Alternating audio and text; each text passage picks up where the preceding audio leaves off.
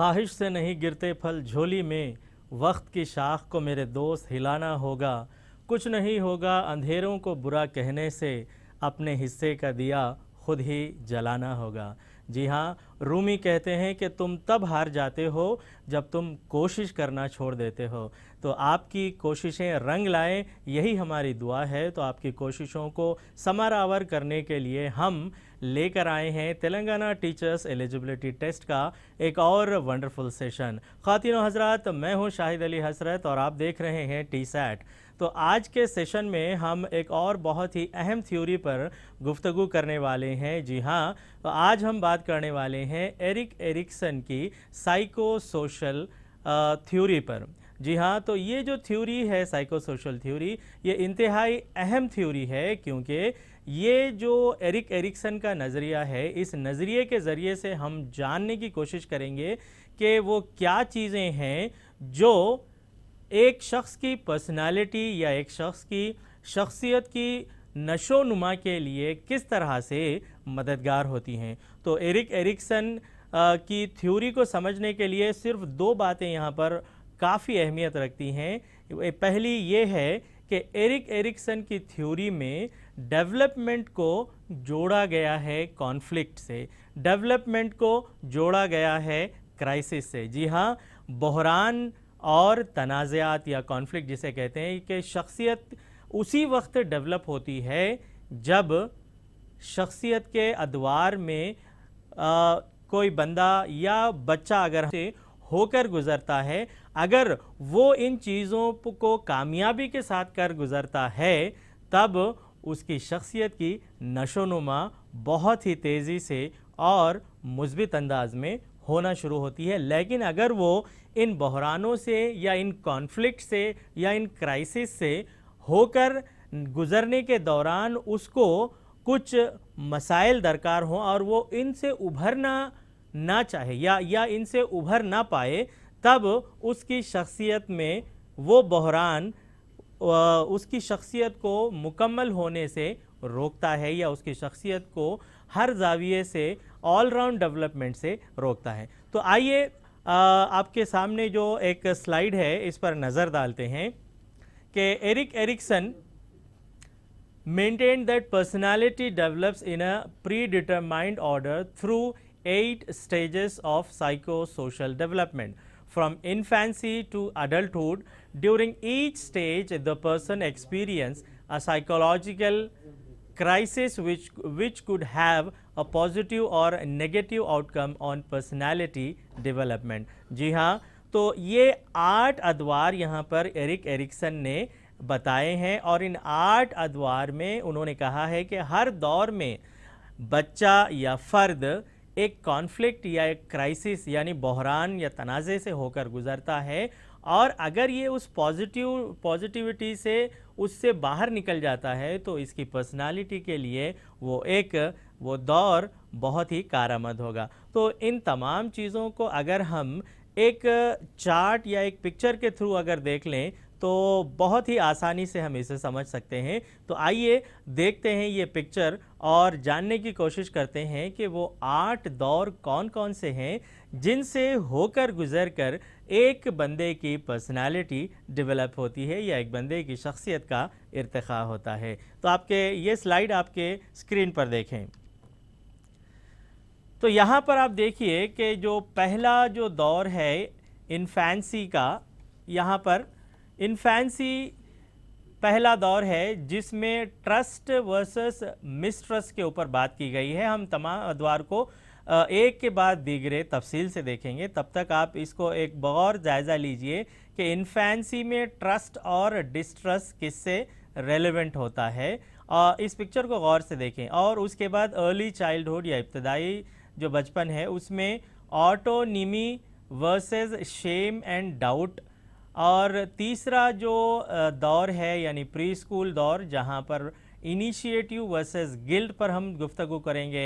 साथ ही हम school as में इंडस्ट्री वर्सेस इन्फीरियरिटी पर गुफ्तगू करेंगे, और एडोलेसेंस या बलूगियत में आइडेंटिटी वर्सेस रोल कन्फ्यूजन पर हम गुफ्तगू करते हुए आगे बढ़ेंगे। और साथ ही हम बात करेंगे यंग एडल्टहुड में इंटीमेसी एंड आइसोलेशन की और आखिर में हम दो चीज़ों पर बात करेंगे, मिडिल अडल्टहुड जहाँ पे जनरेटिविटी वर्सेस स्टैग्नेशन पर हम बात करेंगे, और साथ ही हम बात करेंगे maturity versus ego integrity versus despair पर हम बात करेंगे। तो इसका जो नज़रिया है साइकोसोशल डेवलपमेंट, ये क्या है, इस थ्योरी पर अगर हम थोड़ा सा रोशनी डालें तो पता चलेगा कि ये जो थ्योरी है 8 दौर पर, 8 स्टेजेस पर मुश्तमिल होती है, और हर स्टेज में एक चैलेंज या एक क्राइसिस होता है। तो ये जो स्टेजेस हैं चैलेंज या क्राइसिस के, बाद में इसके असरात ताहयात होते हैं। अगर दो तरह के असरात होते हैं, एक तो पॉजिटिव असरात ताहयात हो सकते हैं या तो नेगेटिव असरात ताहयात हो सकते हैं। यहाँ पर कि ये जो थ्योरी के 8 स्टेजेस हैं, नंबर 1 है ओरल सेंसरी स्टेज या ज़ुबानी हिस्सी, और दूसरा है मस्कुलर एनल या उजलाती मकद, तीसरा है लोकोमोटर या नक्लो हरकत, चौथा है लेटेंसी या ताख़ीर, पांचवा है एडोलेसेंस या बलूगियत, छठा है यंग एडोलेसेंस या इब्तदाई बलूगियत, और सातवां है मिडिल अडल्टहुड या दरमियानी बलूगत, साथ ही है मैच्योरिटी या पुख्तगी। तो ख़ातिन हज़रात, अभी ये जो 8 स्टेजेस हैं, तो ये 8 स्टेजेस में हर स्टेज का नाम और उसमें पाए जाने वाले या उस दौर में होने वाले कॉन्फ्लिक्ट या बहरान या क्राइसिस पर हम गुफ्तगू करेंगे। तो आपके जो स्क्रीन पर जो स्लाइड नज़र आ रहा है उस पर गौर से देखें। तो ये जो स्टेज 1 है या ज़ुबानी हिस्सी या ओरल सेंसरी जो स्टेज है, इसमें ट्रस्ट वर्सेस मिसट्रस्ट, या जिसे हम कह सकते हैं ट्रस्ट या एतमाद, या मिसट्रस्ट या अदम एतमाद इसे हम कहते हैं। तो ये जो दौर है ये पैदाइश से लेकर 1 साल तक, जिसे हम इन्फेंसी भी कहते हैं, तो यहाँ का जो बेसिक कॉन्फ्लिक्ट है एतमाद के बमुकाबला अदम एतमाद, ट्रस्ट वर्सेस मिसट्रस्ट। तो यहाँ पर जो सबसे अहम चीज़ यहाँ पर जो आती है वो ये है कि तो बच्चे की जो माँ होती है, बच्चा एक जो ट्रस्ट या एतमाद डेवलप किस तरह करता है, रोना उसकी हर वो चीज़ की ज़रूरत का इजहार होता है, तो वो रो कर अपनी ज़रूरतों का इजहार करता है। तो यहाँ पर उसके रोने पर जो सबसे पहले उसकी जानिब लपकता है, जो सबसे पहले उसके रोने की वजह जानने की कोशिश करता है, उसी पर इसका बच्चे का ट्रस्ट डेवलप होता है, उसी पर बच्चा एतमाद करने लगता है। तो अगर हम देखें यहाँ पे, तो आम तौर पर मदर जो होती हैं वो बच्चे की एक केयर गिवर होती हैं, या फैमिली के जो फादर और सिबलिंग्स होते हैं वो भी केयर गिवर्स होते हैं, तो उन पर बच्चा ट्रस्ट करने लगता है। हाँ, तो ये तो उसका ट्रस्ट हो गया। अब मिसट्रस्ट क्या है, अदम एतमाद क्या है? अदम एतमाद भी यही है कि अगर यहाँ पर बच्चे की ज़रूरतों को वक्त पर अगर पूरा न किया जाए और उसे तकलीफ़ में छोड़ दिया जाए, तब वो क्या होगा, अदम एतमाद का शिकार हो जाएगा। यानी उसके अंदर दस्तबरदारी या रो कर अपने आप को उस चीज़ से दस्तबरदार होने की कोशिश करना शुरू कर देगा, और यही वो चीज़ है जो उसे लोगों पर अदम एतमादी की तरफ ले जाएगी और इसका असर ताहयात होगा। तो ये तो था पहला स्टेज, ओरल सेंसरी स्टेज, जहाँ पर ट्रस्ट और मिसट्रस्ट पर बात की गई है। देखिए, सवाल भी यहाँ पर जो पूछा जाएगा कि वो कौन सा स्टेज है जहाँ पर बच्चे के अंदर दोनों में से कोई एक चीज़ यहाँ पर ली जा सकती है, ट्रस्ट या मिसट्रस्ट डेवलप होता है। तो आपका जवाब यही होगा कि that is stage 1 oral sensory stage. इसको याद रखने के लिए हमेशा याद रखिए कि ट्रस्ट शुरुआती चीज़ है, तो ये शुरुआती स्टेज में होगा, ये इन्फेंसी में होगा, इब्तदाई दौर में ही होगा। तो याद रखें। और चलिए आगे बढ़ते हैं, और हम दूसरे स्टेज की यहाँ पर अगर हम बात करें तो आप दूसरे स्टेज को देखिए, यहाँ पर दूसरा स्टेज है मस्कुलर एनल या उजलाती मकद, इसे स्टेज भी से कहा जाता है। तो यहाँ पर जो autonomy versus shame and doubt, जी ऑटोनॉमी क्या है भाई, खुद मुख्तारी है। शेम एंड डाउट यानी शेम यानी नादिम होना, शर्मिंदगी होना, और डाउट यानी किसी चीज़ के ताल्लुक़ से अदम एतमादी का इजहार। तो यहाँ ये जो स्टेज है ये 1 ता 3 साल, जैसे जिन बच्चों को हम टॉडलर भी कहते हैं, उस वक्त इस स्टेज की मुद्दत जो है 1 से 3 साल है। और यहाँ पर जो बेसिक कॉन्फ्लिक्ट या बुनियादी जो बहरान होता है वो होता है autonomy versus shame and doubt. तो ये क्या है भाई, इसको समझने की हम कोशिश करें तो यहाँ पर सबसे अहम चीज़ है टॉयलेट ट्रेनिंग। तो वो क्या है हम अभी देखेंगे। और दूसरी चीज़ आप देखिए, the child's energy is directed towards mastering physical skills such as walking, grasping and muscular control.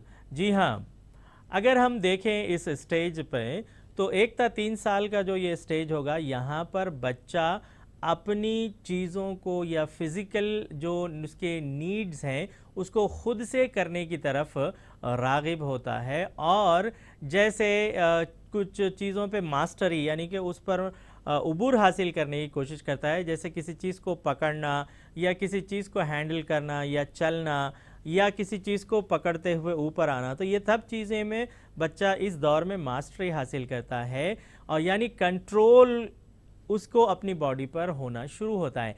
लेकिन अगर बच्चा ये सब चीज़ों को कंट्रोल ना कर पाए या इन चीज़ों को मास्टरी या उसमें मास्टर ना बन पाए तो ऑटोमेटिकली उसके अंदर डाउट आना शुरू हो जाएगा, वो शर्मिंदगी की तरफ जाएगा और नदामत उसके अंदर होगी। तो वो चीज़ों को जबरी तौर पर या किसी की ज़बरदस्ती में करना शुरू करेगा। तो ये 1 ता 3 साल का स्टेज होगा। अगर हम इसके बारे में और देखें तो आपके स्क्रीन पर यहाँ पर एक कि ऑटोनॉमी वर्सेस शेम या डाउट क्या है।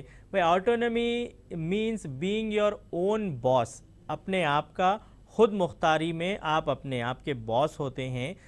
तो आम तौर पे अगर हम आप देखें इस 1 ता 3 साल के दौर में बच्चा किसी भी चीज़ को अगर बड़े उसको हेल्प करना चाहते हैं तो वो कहता है no no I will do it, ये मैं करूँगा, नहीं मुझे आएगा, मैं इसको खुद करने की कोशिश करूँगा। तो यहाँ पर अगर बच्चा खुद करने के दौरान कुछ गलतियाँ करता है तब उसे पेरेंट्स की जानिब से कुछ डांट या पेरेंट्स की जानिब से या केयर गिवर्स की जानिब से अगर उसे डांट पड़ती है, जैसे कि आमतौर पे बच्चे अपने डायपर्स में, कपड़ों में कभी अगर पॉटी कर लेते हैं, तब अगर उनको ये ट्रेनिंग ना दी जाए या ख़ुद से वो इसके काबिल ना बन पाएँ, तब ये डांट की वजह से क्या होगा, उनके अंदर एक तरह का जो है अदम एतमादी शुरू हो जाएगी और वो शर्मिंदगी और नदामत का इजहार करेंगे, जिसका असर उनको अपने ज़िंदगी पर होगा। और अगर वो इस चैलेंज से बाहर निकल कर आते हैं तो उनकी शख्सियत में इर्तिखा होगा। ये कहता है एरिक्सन का ये स्टेज। स्टेज 3 लोकोमोटर स्टेज है, या जिसे हम कहते हैं नक्लो हरकत वाला स्टेज भी। ये जो स्टेज होता है, देखिए 3 से 6 साल की उम्र का ये दौरानिया होता है, जो प्री स्कूल का वक्त भी हम इसे कहते हैं। तो अब ये 3 ता 6 साल का जो दौरानिया होता है, इसमें इनिशिएटिव वर्सेस गिल्ट वाला फैक्टर हमें नज़र आता है। भाई इनिशिएटिव क्या है, किसी चीज़ में पहल करने का नाम इनिशिएटिव है, किसी चीज़ की इब्तदाई कार्रवाई करने का नाम इनिशिएटिव है, किसी चीज़ में पहल करने का नाम इनिशिएटिव है। और गिल्ट यानी अपने आप को मुजरिम या कसूरवार कह लेना या समझ लेना, ये गिल्ट है। तो इसमें जो बेसिक कॉन्फ्लिक्ट की बात हमने की, तो यहाँ पर बच्चे की जो आज़ादी है तो वो उसके फैमिली रिलेशनशिप पर मुनहसिर होती है। तो अपने आप को किसी चीज़ को डिस्कवर करने के लिए, किसी चीज़ को इन्वेंट करना या किसी चीज़ को एक्सप्लोर करना, एडवेंचर लवर होता है बच्चा और खेल खेल के ज़रिए से बहुत ज़्यादा सोशल बिहेवियर करना शुरू करता है। तो अगर बच्चा यहाँ पर इस स्टेज में अगर किसी चीज़ को कर ना पाए या इस चीज़ में फेलियर हो जाए बच्चा, या ये काम जो इनिशिएट करने में या आगे बढ़कर पहल करने में बच्चा फेल होता जाए, तो उसके अंदर संग दिली या रूथलेसनेस आ जाती है और इनहिबिशन यानी वो अपने आप में एहसास से कमतरी का शिकार हो जाता है। अगर इस चीज़ से ऊपर उठकर उभरता है तब उसकी पर्सनालिटी डेवलप होती है। ये कहते हैं एरिक्सन इस तीसरे स्टेज में अगर वो इस पर फेल हो जाता है या इस क्राइसिस या इस चैलेंज या इस बहरान से निकल नहीं पाता है तो वो एहसास कमतरी का शिकार हो जाता है। तो अब यहाँ पे दो चीज़ें निकल कर आती हैं कि अगर चैलेंज से ऊपर उभर गया तो एक बैलेंस पर्सनालिटी बनेगा, और चैलेंज में फेल हो गया, बहरान में फेल हो गया, तब वो एक इम्बैलेंस पर्सनालिटी बनकर उभरने के ज़्यादा चांसेस होते हैं, ये कहते हैं एरिक्सन। तो आइए हम चौथे स्टेज की जानिब बढ़ते हैं। आपके स्क्रीन पर चौथे स्टेज को देखें आप। चौथा स्टेज जो है वो है लेटेंसी यानी ताख़ीर। तो यहाँ पर देखिए इंडस्ट्री वर्सेस इन्फीरियरिटी की बात की गई है। देखिए यहाँ पे इंडस्ट्री का दरअसल लफ्ज़ कोई सनत नहीं है, बल्कि ये इंडस्ट्रियस से निकला है, जिसके माने हैं मेहनत करना या मेहनती बनना या प्रोडक्टिव बनना, वर्सेस इन्फीरियरिटी यानी एहसास कमतरी। तो इस स्टेज की जो मुद्दत है वो 6 ता 12 साल की मुद्दत है, जहाँ पर बच्चा स्कूल जाना शुरू करता है। जी हाँ, तो और यहाँ पर जो बेसिक कॉन्फ्लिक्ट यहाँ पर जो बताया गया है, जिस पर हमने अभी गुफ्तगू की है, और इस दौर का जो सबसे अहम इवेंट है वो स्कूल है, और सबसे इम्पॉर्टेंट चीज़ है स्कूल के रिलेशनशिप। जैसे वो टीचर्स के साथ किस तरह से अपने रिलेशंस मेंटेन करता है, अपने दोस्तों के साथ किस तरह से रिलेशंस मेंटेन करता है, और अपने पड़ोसियों के साथ किस तरह से रिलेशन मेंटेन करता है, तो वो बच्चा कर पाता है। जी हाँ, तो अगर ये तमाम चीज़ें बच्चा कर पाता है तब उसके अंदर एक तरह की स्किल पैदा होती है, और ए सेंस ऑफ अचीवमेंट और अकम्पलिशमेंट यानी किसी चीज़ को हासिल करने का जो तो इस दौर में बच्चे को देखिए कि किसी चीज़ को हासिल करने के बाद उसके अंदर एक तरह की फीलिंग डेवलप होती है, एहसास डेवलप होता है, जिसे हम एहसास बरतरी या एहसास तकमीली भी इसे कहते हैं कि हाँ भाई मैं सबके साथ अच्छे रिलेशंस रखता हूँ, सबके साथ खुश होता हूँ, सबको खुश रखता हूँ। लेकिन अगर इस 6 ता 12 साल की उम्र में जब वो स्कूल में होता है, अगर दोस्तों के साथ वो ताल्लुक़ात को ना मेंटेन कर पाए, असातिज़ा के साथ एक हेल्दी रिलेशनशिप ना मेंटेन कर पाए, तब उसके अंदर देखिए ये तो अगर इनसे बाहर निकल गया पॉजिटिवली, ये बहरान से बाहर निकल गया तो वो एक बैलेंस पर्सनालिटी बनेगा। अगर इस बहरान से ना निकल पाए तब उसकी इम्बैलेंस पर्सनालिटी बनने के ज़्यादा इम्कानात हैं। तो इसमें अगर वो फेल हो गया तब उसके अंदर, जैसा कि इसके नाम में ही है, इन्फीरियरिटी कॉम्प्लेक्स डेवलप होगा। वो एहसास कमतरी का शिकार होता जाएगा और अब उसकी शख्सियत पर इसका असर ताहयात होता जाएगा। तो I think you got my point. चलिए हम आगे बढ़ते हैं। आप इस सिचुएशन में गौर करें तो हर कमरे जमात में ये चीज़ें आपको नज़र आएंगी कि जब कोई बंदा सही जवाब देता है तो उसको अप्रिशिएट किया जाता है, उसको शाबाशी दी जाती है। लेकिन जब कोई बंदा या बच्चा गलत जवाब देता है तो दूसरे बच्चे या अगर असातिज़ा उसकी मतलब हंसी उड़ाएं या उसके गलत जवाब पर उसे शाबाशी देने के बजाय उसका मजाक बना दें, एक इन्फीरियरिटी कॉम्प्लेक्स को डेवलप करेगा इस स्टेज में। तो चलिए ये हम आगे बढ़ते हैं, और यहाँ पर आपके स्क्रीन पर देखिए जो 5वां स्टेज है, आइडेंटिटी वर्सेस रोल कन्फ्यूजन। जी हाँ, एडोलेसेंस या जो हमारी बलूगियत वाला पार्ट है। तो यहाँ पर आइडेंटिटी वर्सेस रोल कन्फ्यूजन की बात हम अगर करें तो ये जो दौर है इसका दौरानिया होता है 12 ता 20 साल की उम्र में। जी हाँ, एडोलेसेंट जिसे बलूगियत भी हम कहते हैं। तो यहाँ पर जो बेसिक कॉन्फ्लिक्ट है यानी शिनाख्त, आइडेंटिटी और रोल कन्फ्यूजन या किरदार की उलझन के। तो किरदार की उलझन क्या है भाई? तो यहाँ पर अपने जो दोस्तों के साथ, अपने जो ग्रुप के साथ, जैसे कि पीयर ग्रुप हो सकता है और सोशली जो समाजी लोग उससे मिलते हैं उसके असरात हो सकते हैं। तो जो टीनेजर है यहाँ पर क्या उसे अचीव करना चाहिए? The teenager must achieve a sense of identity. तो उस टीनेजर को जो इस ग्रुप में या इस एज ग्रुप में आपको नज़र आए उसको क्या करना होगा कि अपनी एक शिनाख्त बनाना होगा। किस में?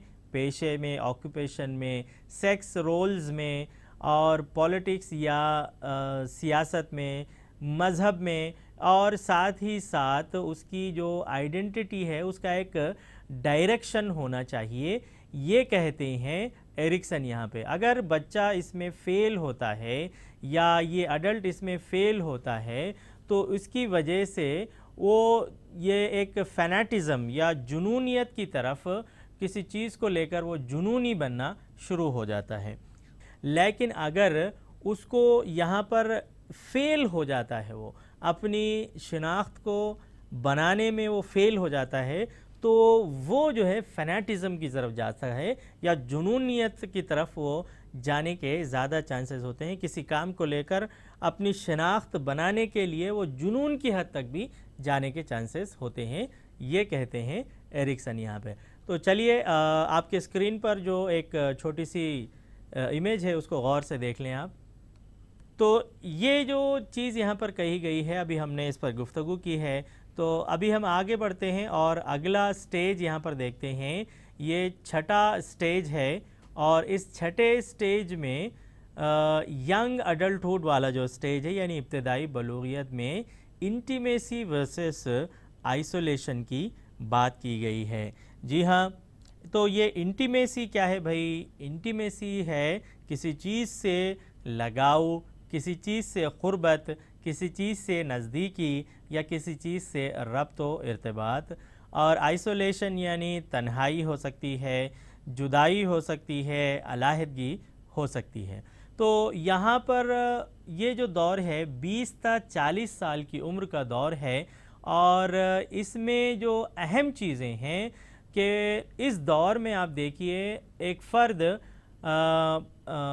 पेरेंटिंग के दौर में मतलब इस दौर में एक फ़र्द पेरेंटिंग के दौर में पहुंच जाता है और जहां से रिश्ते, प्यार और मोहब्बत, दोस्त अहबाब और अपना जो काम के जो कनेक्शंस हैं उसके, या जहां पर वो काम करता है, ये चीज़ें ज़्यादा अहमियत की हामिल होती हैं। और अगर इस स्टेज में वो इन तमाम चीज़ों के दरमियान एक हेल्दी रिलेशनशिप या इंटीमेट रिलेशनशिप अगर इस्तेवार कर लेता है तो वो इस स्टेज में कामयाब हो जाता है। लेकिन अगर वो इस स्टेज में फ़ेल हो जाता है, जी हाँ, तो यहाँ पे देखिए अगर यहाँ पर वो किसी के नज़दीकी हासिल करने में फ़ेल हो जाता है, किसी से क़ुर्बत हासिल करने में फ़ेल हो जाता है, या अपने लाइफ पार्टनर को चूज़ करने में फ़ेल हो जाता है, तो ये चीज़ें ये फेलियर उसे दो चीज़ों की तरफ लेके जाता है। वो है प्रोमिसिक्यूटी यानी कि जिनसी आज़ादी और बेहयाई की तरफ उसे लेकर जाता है। क्योंकि अगर कोई किसी से कनेक्शन ना हुआ तो कनेक्शन हर किसी से जुड़ जाएगा। और एक्सक्लूसिविटी यानी वो किसी एक इस्तिस्नाई कैफियत में चला जाता है, किसी से अपनी खुसूसी लगाव नहीं रखता और आइसोलेशन में चला जाता है अगर ये स्टेज यानी छठवें स्टेज पे वो फेल हो जाता है। और सातवां स्टेज की हम बात कर लेते हैं। अभी दो स्टेजेस बचे हुए हैं। आपके स्क्रीन पर इस सातवें स्टेज को गौर से देखें। तो ये जो सातवां स्टेज है भाई, ये है मिडिल अडल्टहुड, जहाँ पे जेनरेटिविटी वर्सेस स्टैग्नेशन की बात करते हैं एरिक्सन, तो जेनरेटिविटी क्या है भाई, या जेनरेटिविटी क्या है, पैदावारी सलाहियत या तो पैदाइश की सलाहियत रखना, और स्टैग्नेशन है तरक्की का फुकदान। तो अगर हम देखें तो ये जो दौर है 40 से 65 साल की उम्र का दौर होता है, और इसमें सबसे अहम चीज़ होती है कि रिलेशनशिप और पेरेंटिंग में हम किस हद तक कामयाब हैं और कम्युनिटी में हमारा क्या किरदार है। तो और इस स्टेज में जो एडल्ट हैं वो एक सेटिस्फाइड लाइफ की जानिब आगे बढ़ते हैं और कंट्रीब्यूट करते हैं अगली जनरेशन के लिए, कि हमने, या यूँ समझे कि इस स्टेज के ज़रिए से हम जो सोसाइटी की बेहतरी के लिए क्या गिव बैक कर सकते हैं, क्या सोसाइटी को हम दे सकते हैं ताकि सोसाइटी की जो अगली जनरेशन से इससे फ़ायदा हासिल कर पाए। तो अगर इसमें फ़ेल हो जाता है बंदा, तो ये उसको ओवर एक्सटेंशन और रिजेक्टिविटी की तरफ ले जाएगा, यानी हद से बढ़कर किसी काम में इन्वॉल्व हो जाएगा और वो हमेशा ये फीलिंग में रहेगा कि उसे रिजेक्ट कर दिया जाता है। तो हम आगे बढ़ें और आखिरी स्टेज हमारा यहाँ पर है, वो है मैच्योरिटी, यानी इसमें बात की गई है इंटीग्रिटी वर्सेस डिस्पेयर की। यानी इंटीग्रिटी क्या है भाई, दयानतदारी है, और डिस्पेयर क्या है, मायूसी है।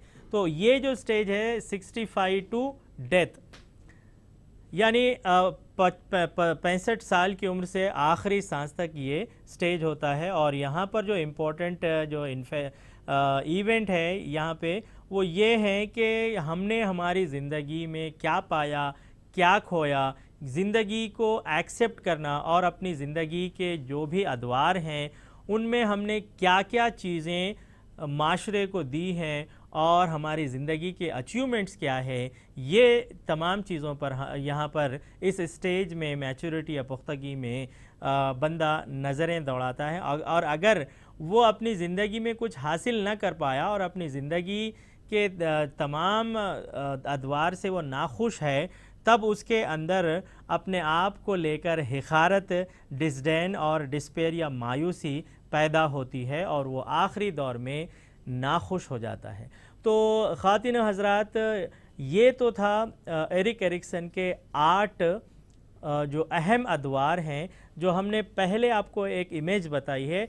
अब ये तमाम चीज़ों को आप उस इमेज से कंपेयर करके देख लें और इन तमाम चीज़ों को जो सवालात पूछे जाने के चांसेस हैं वो अक्सर यहाँ से पूछे जाते हैं। आप स्क्रीन पर ये जो तस्वीर आपको नज़र आ रही है इसको देख लें, और ये जो 7 मुख्तलिफ़ हिस्से हैं इस तमाम स्टेजेस के, यहाँ से सवालात पूछे जाएंगे। इसके जवाबात हमने आपको यहाँ पर दे दिए हैं। आप इसको स्क्रीनशॉट लेकर भी देखते हैं, आप इसको स्क्रीनशॉट भी लेकर देख लें। चलिए, यहाँ से टेट में पूछे जाने वाले सवालात जो एप्लीकेशन बेस्ड होंगे वो क्या पूछे जाएंगे आपके स्क्रीन पर आप देख लें। What time of life does Erikson stage industry versus inferiority occurs?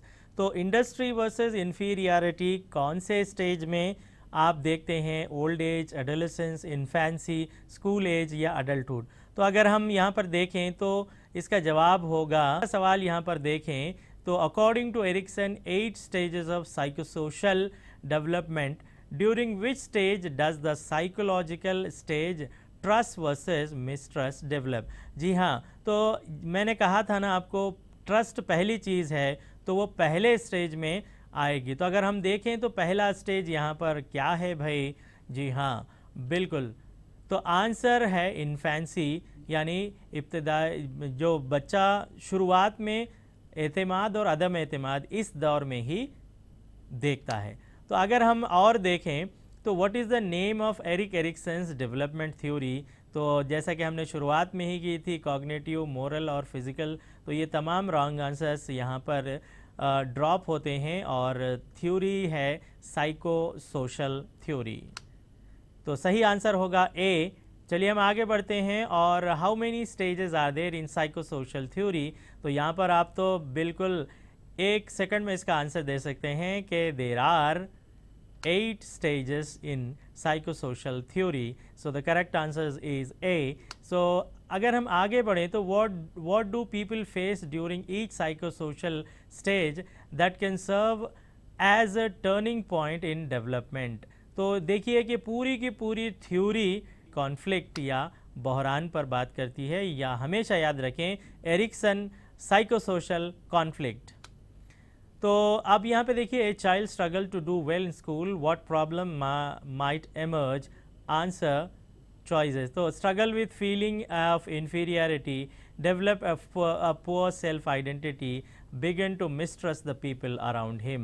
जी हाँ, तो स्कूल में अगर बच्चा उसके साथ अच्छा होता है तो वो struggle with feeling of inferiority. ख़वातीनो हज़रात, ये तो थी एरिक एरिक्सन की 8 स्टेजेस की थ्योरी, जिसे हम साइकोसोशल थ्योरी भी कहते हैं। तो ये काफ़ी अहम है। जिस तरह से हमने पियाजे, वाइगॉट्स्की, कोलबर्ग को देखा है, तो ये भी थ्योरी काफ़ी अहम है। मैं चाहता हूँ कि आप इस थ्योरी को दोबारा से देखें, और इन 8 स्टेजेस में से आपको सवालात पूछे जाने के ज़्यादा इम्कान हैं। तो आज का सेशन यहीं ख़त्म होता है। मिलते हैं अगले सेशन में कुछ और नई मालूमात के साथ। तब तक अपना खूब ख्याल रखें और देखते रहें TSAT के टेट के रिलेटेड वीडियोस। Thank you.